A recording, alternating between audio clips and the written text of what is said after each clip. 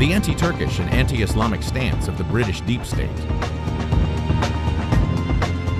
One of the most important elements that set the stage for the collapse of the Ottoman Empire, the disintegration of the Middle East, and turning the Islamic world into a bloodbath, is the propaganda against Islam and the Turkish nation that started in Britain in the 19th century. The goal was to legitimize atrocities committed against Muslim and Turkish societies, and to prevent the public from reacting to the inherent inequity and injustice of the process of reshaping the Middle East and the invasion of the Islamic world. The first step was taken with Charles Darwin's lie that the Turks were an inferior race. God forbid the thought, and that Turks would be soon eliminated. Therefore, the British deep state could base the bloodshed they carried out on Islamic world on so-called scientific grounds.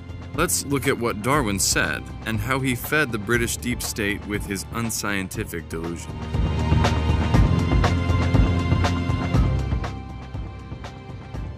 I could show fighting in natural selection having done and doing more for the progress of civilization than you seem inclined to admit. Remember what risk the nations of Europe ran, not so many centuries ago, of being overwhelmed by the Turks, and how ridiculous such an idea now is.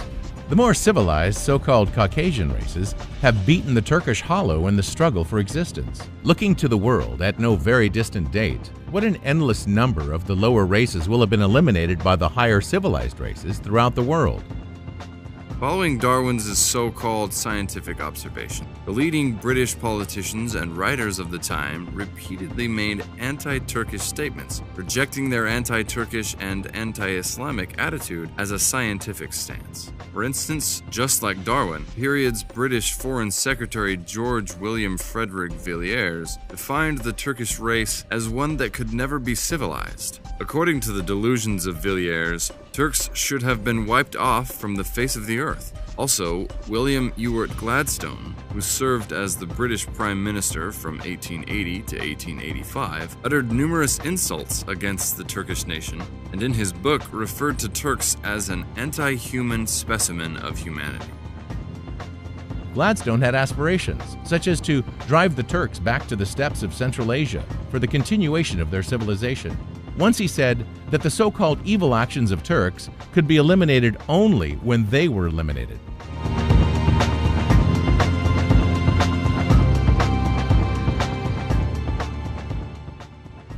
Gladstone's hostility is not only toward Turkish nations, but to all Muslims. For as long as there were followers of that accursed book, surely the Quran is above such remarks, Europe would have no peace, said Gladstone, publishing an anti-Turkish book titled Bulgarian Horrors in the Question of the East.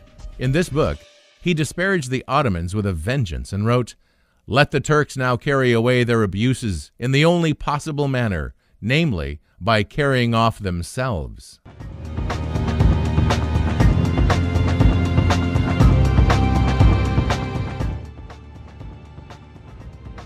The then British Prime Minister, Lord Salisbury, wrote the following about the Turks in a confidential document of 1911. Even Mr. Buxton seems to recognize the absurdity of a nation in this state of barbarianism, claiming to be treated as a European state, and to abolish capitulations and so on.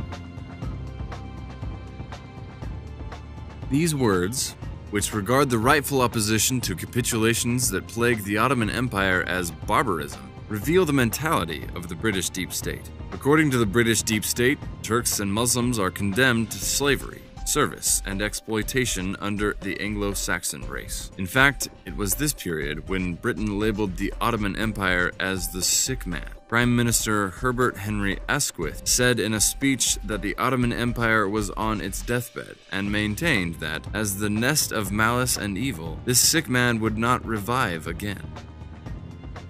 Lord George, the British Prime Minister during the First World War, said that all Arabic-speaking lands should be taken away from the Ottomans and placed under mandate.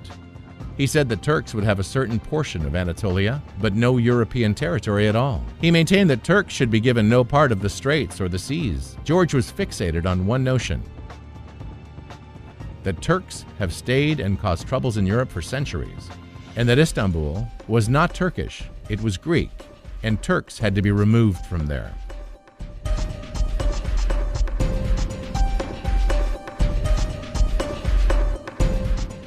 Lord Curzon expressed his anti-Turkish views very clearly, saying that Turks had to be thrown out of Europe.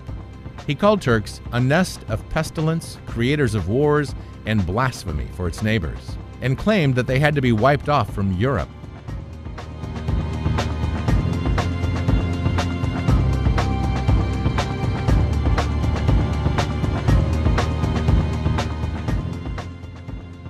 The British historian, Edwin Pears, remarks about the occupation of Istanbul in his 1918 article for Daily News are quite appalling. He wrote, "Well, it looks as if the Turk will be got rid of, and if it be so, there will be a song of triumph which should go up from every Christian race in the world, a Te Deum in which all lovers of civilization should take part."